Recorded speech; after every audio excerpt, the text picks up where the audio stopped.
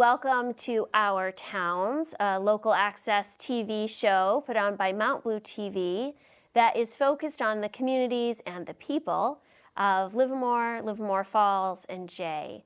Thank you so much for joining us today. I am Lisa Keim, and I represent that area in the Maine Senate.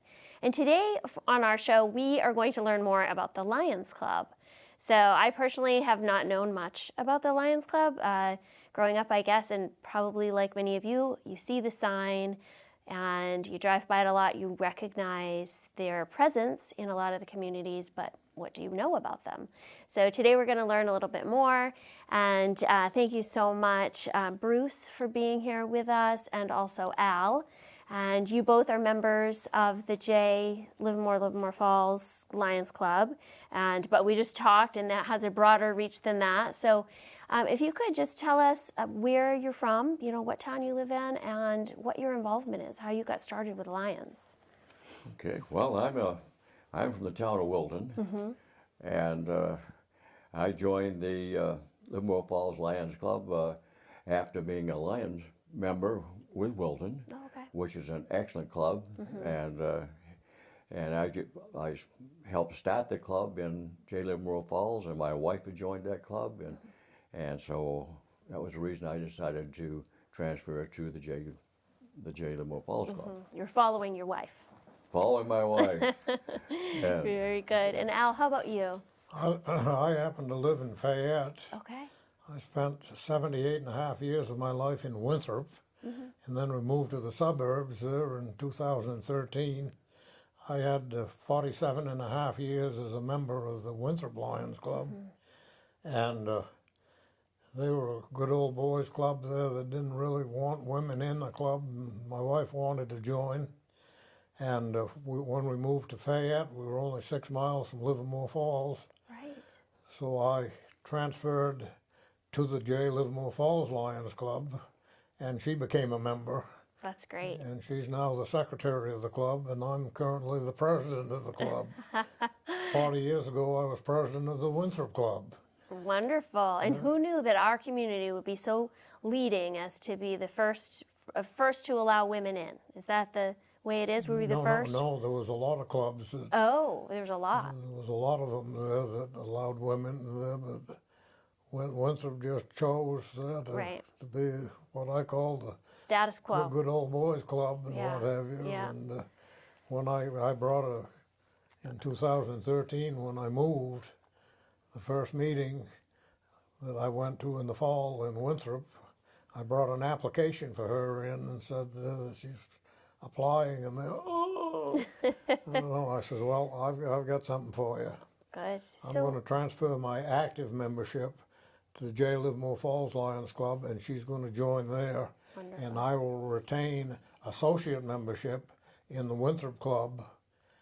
And for 40 years, I was the historian, and nobody would take it over, and I said, I'll continue as the historian. And also I was the chaplain doing at funeral homes when we lost a member there doing memorial service. I couldn't get anybody to replace me for that, so I retained that, so I'm still doing that. Busy man with the Winthrop Club, as well as being very active in the Jay Livermore Falls Club. Wonderful. So Bruce, maybe you could tell us history of the Lions Club. We spoke earlier, you mentioned it's a worldwide organization, and it's a service organization, right? So can you just tell me a little bit about the history of the club, and maybe of Lions Club internationally, and then more specifically the one that's local to us? Okay. Yeah, Lions Club International was started back in 1917, and it was by an insurance man, the name of Melvin Jones. And the reason he started that was he thought, and he started with business people, but he thought that the business people was on this club could serve their communities, and so that was the main reason for Lions. And then it went on to develop into up to 1925, when Helen Keller spoke to him and asked the Lions if they'd be Knights of the Blind. So at that point, Lions Club not only started purpose to serve their communities, but also to take on eyesight care. Okay. Okay, and so then it kept developing with different needs up until the present date, where now we're the largest service club organization in the world, Oh, and wow. also we have the largest service foundation in the world. And what that encompasses is we have 49,000 clubs in throughout 210 geographical countries and areas, geographical areas, and we have close to 1.5 million Lion members in the world. In the world, okay. And so that's so that any time that you see one of these disasters happen throughout the world, there's probably a Lions Club close by that can serve that. And we serve that through our foundation. Now, our foundation started in 1968, and last year was a kind of a figure where we went over $1 billion In the foundation. in the foundation. Wow. And put it out through 1,300 grants. Okay. Okay. Yeah. Wow. So we serve not only our communities and our country, but globally. And we serve sight, of course, as we talked to. Yeah. Then we've gone into youth programs, and we serve humanitarian causes. We serve hunger, diabetes, childhood cancer, and the environment. So we've taken all that on. And So for each club locally, what they choose to take on, is that sort of dependent on who's in the club and what they see as the needs that they most want to get involved in? Because of course there's an unending amount of things that a person could do, right? So how do you choose as a club where your focus will be? well, first thing in a club is we have an orientation program, which Lionel gives quite often. And we try to stick within what Lions Club International wants us to do. Which again, so we want to serve not only locally, but globally. Now, many clubs only say focus on their own community. Their membership, they get together and they find the different needs. And in some cases, they might see a need of a child park. And so then they'll come to the foundation and see if we can get a grant for that, and which we do. And matter of fact, we found out that the Good Shepherd Food Bank, for example, they needed a large generator in case the power went out and no one lose all their food in the storage building. So we put in a $150,000 grant and bought a generator for there.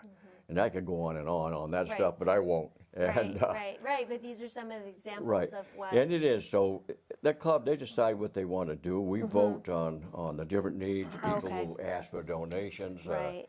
Like in our club in Jaylee Falls Lions, we found a big need to do vision screening with the children, the school children. We start from preschool and go up.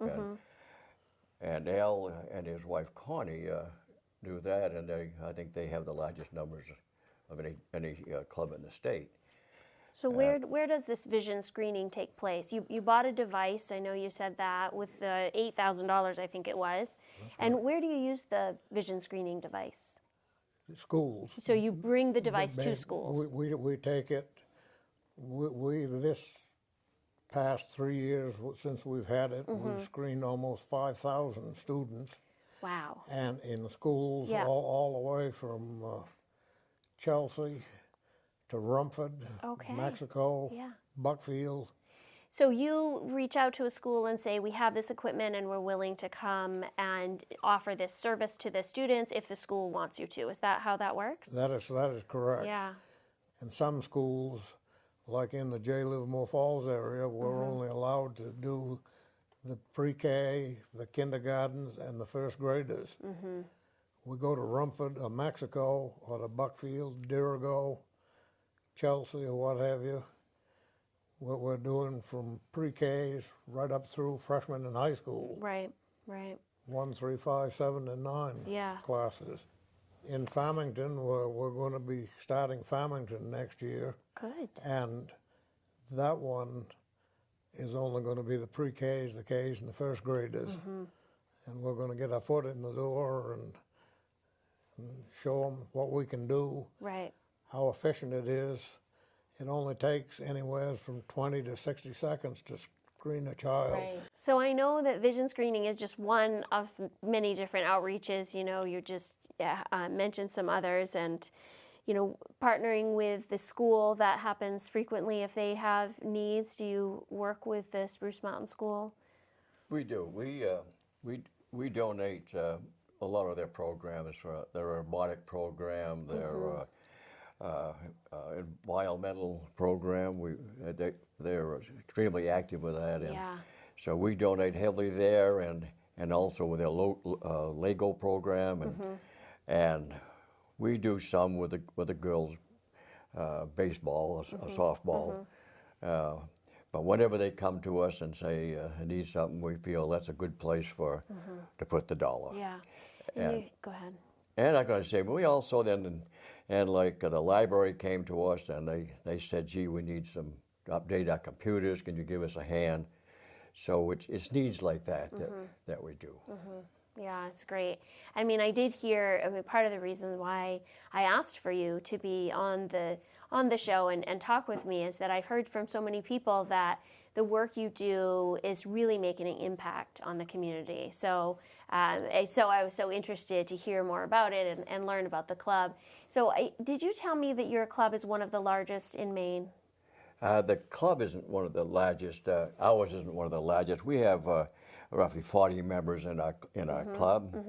But I might mention that we're probably on the top end of being active with our community. Okay. And for example, why I say that is because we buy eyeglasses for those who qualify with our program, and we also started a hearing aid clinic, and we're the first club to start that, and at the present time we're the only club that's actually doing that. And what do you do with the hearing aid clinic? In the hearing aid, we have a lion that's a hearing aid specialist, and we collect old hearing aids, unused hearing aids, and he refurbishes them. Oh, nice. And so what we do after he refurbishes it, we give to an applicant one over-the-ear hearing aid, and all they have to pay for is the mold, Oh, wow. which costs $65. Yeah. And we pay for the hearing aid. Yeah. And so right at this present time, we do our clinic on Saturdays, and that's when we have enough applicants to make it worthwhile to do the program. Right. And we do that at the Chuck Wagon in Livermore Falls. No kidding. And they have been very nice. They let us use their back room. And Yeah. So people sign up ahead of time to attend, or do they just show up on Saturday? No, they put in an application to be qualified. And so once they're qualified, then they're notified on a date that we're going to have the clinic. An appointment. And I'll tell you, that's been a very rewarding program. Absolutely. I've seen a couple ladies actually come out crying because they could finally hear. Yeah. And Yeah, and that's the way Lions get paid. We get paid through gratification. Yeah, I think right. Obviously, with all service, right? You're serving people, and then when you meet someone's needs, that just it does. It's very gratifying. Very gratifying.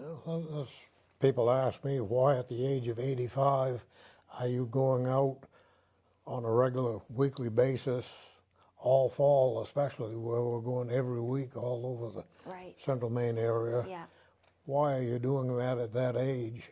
And I said the gratification you get from it when you get the feedback of a child that you found that had to have eye surgery to correct something, or glasses, or various interventions that all of a sudden improves them. As an example, I believe it was down in the Turner area, we had a little guy that a teacher says, I've got a pre-K child that's got some kind of a problem that cannot work at the table doing hands-on stuff.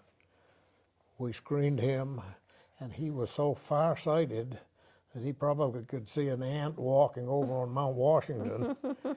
And the next day, the parents took him to their eye doctor, and he got eyeglasses. Now, was very involved in hands-on stuff. He can see. He was legally blind within 3 feet of him. Yeah. And that took care of that and jump-started him, and he took right off. So your biggest, yeah, that's a wonderful story of what came about from having the screening device. So your biggest fundraiser, for some of these things, you reach out to the foundation and you ask for grants, you make grant requests. But for other things, you're raising money locally. And I know there's various ways you're doing that, but your biggest fundraiser is what? Your biggest fundraiser of the year? That's our home and trade show. And we have that in the J Gymnasium on their school vacation time. And we do that probably for a couple different reasons. One, of course, is to raise money. And another thing, our theme is to make public awareness of our local businesses. And we felt that's important to let people see the faces of these owners, get the exposure, and to do business locally. Yes. Okay. Yeah. And that's been a very successful program. And then secondly, now we're going to expand that by having an informational speakers come in on our third Tuesday of the month, just so they inform the public on health and on businesses and on services. And so the public will be invited in at that time. They can choose to have a dinner or not, which will be put on by the VFW. Okay. They serve an excellent meal. They only charge $10. Wow. So we recommend they come in, have a little social time with us, and have a nice dinner, and hear from a local business or whatever on whenever they're going to do it. So that's something the club is newly starting up once a month on Tuesdays, you said. Once a month on the third Tuesday. On the third Tuesday. And for example, where do you meet? What's that? Where do you meet? We meet at the VFW in J. Okay. It's right off of 133. Yeah. And it's an excellent place to meet. We've got the room to bring in probably, I don't know, I think it's bring in 80 to 100 people. Yeah, it's a big space. So, and the speakers, they vary. We're talking on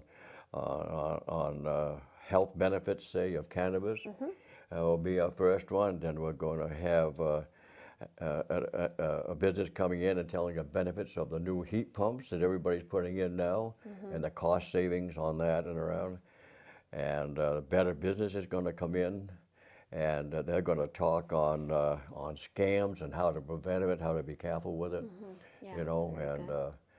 and then we have a lady coming in that's going to be speaking on health foods and nutrition, and so we got a pretty varied schedule coming up. Yeah, you do. Yeah, it's a great new venture, I think, for the club to, have more that you're offering the community. How do you make money with the home show? And I love the idea of the home show because, it builds the community, right? So not only are you making money off that to give back to the community in whatever ways they may need it, but also just to highlight who that community is and the businesses there that are all making it happen. I mean, so the home show is a great idea. And but how exactly does that make money? Are the businesses paying for their booth space, and then the people coming in pay a fee to attend as well, or they're selling things there? How does that all work out? Well, we set up booth areas, and we sell a booth to a vendor. Yes. Okay. And it may be different prices. A regular business would be one price, and if you had a small local business, it might be another. But we do it from the spaces. We make a little money on the attendance, and then we have a food booth where we make some money there. And I guess we make some off a 50-50 raffle as well. Yeah. And provide a little fun. And provide a little fun. Yeah. And in the last few years, to help bring the public in, we had chicken dinners on Sundays, and on Saturday we had lobsters. Oh, Buy a okay. whole lobster dinner, and that worked out pretty good. But this year we decided to work it up a little differently. And so this year we're going to, in the cafeteria area, is set up a raffle where each business can put in a donation gift, okay? And so the public, when they come in, they can buy tickets for that and put it in whatever whichever booth basket they want. Silent And auction. this is all, Nice. it's a silent, like a silent auction, and it's all based on charity. Because each business, when they put their name in, will put in the charity that their money will go to. Very okay, nice. so all that money goes in there will go to different charities. Right. And of course, to give them the businesses the benefit, I'll advertise on which charity that company is going to give it to. Absolutely. And this, so you said it happens on school break. Is that February or? April. April. Okay. I think it's April 24th and 25th Turns this year. out the last weekend in April, the end of the April school vacation week. Right. Yeah. Oh, good. That's good to know. So you guys are preparing for this year's upcoming one, and yeah, it'll be a great event, I'm sure. So just before we wrap up, how does a person become a member of a Lions Club? Well, a person becomes a member by invitation only. Okay. But if someone comes and starts to ask us questions about how becoming a Lion, we try not to jump right on them, but we talk to them and make sure they're people who have, good faith and stuff, and good character, and we invite them in. And so anybody's interested in serving, or somebody has compassion for the world needs, the Lions Club is probably one of the best organizations, I believe, to where you can fully get rewarded and for your efforts. And all they have to do is contact any Lion member, I don't care which club it is, and say they show some interest. And normally they'll be invited to a meeting, they'll get a free meal, and they'll start learning something about it, and somebody be more than willing to sponsor them. And our dues are very inexpensive. Our dues for a single member is $60 a year. This is in our club, and that's pretty much standard, but some are different. Right. And then that's prorated by the month. And for example, if somebody wanted to become a Lion now, I think it costs them $30. Yes, right. Finish out the year. Very good. So that's how, and many Lions who become people who become Lion members, they hang in there once they do something where they feel they've done some good for the community or an individual. Right. So they like it enough that they're staying, and they keep their activity in. Yeah, like I've been a member for 28 years because of helping 50 plus, but that you'll find that all over the state. Yeah. And all over the world. Yeah. That's great. Yeah. Great. Well, thank you so much, for both of you, for your service to the area and how you've kept this going and really just continue to serve. I mean, obviously that's where your heart is, and there is reward in it, but that's your time, right? Your time and your energy that you're pouring back into the community. So thank you for that. I know as I said before, I know you've made an impact because people were telling me. So yeah, so thank you so much for your time being here too. I'm so pleased to hear that. Yeah. I'm developing a questionnaire right now to go out to the communities that we serve, of what can we do to serve you better. Right. Perfect. To improve things. What else can we do? Yeah, such a great idea. Reach out and find out if you're affecting the right things or not. So very good. What else can we do? Very good. Well, thank you so much both for being here. And thank you all for joining us today on Our Towns. We learned more about the Lions Club. And if you have a heart to serve, I think this organization is definitely worth checking out. Obviously, it's by invitation only, but if you show up and say, I want to help, I'm sure that you would find a way to fit in. So again, thanks for joining us on Our Towns. I am Senator Lisa Keim, and just so pleased that you joined us today.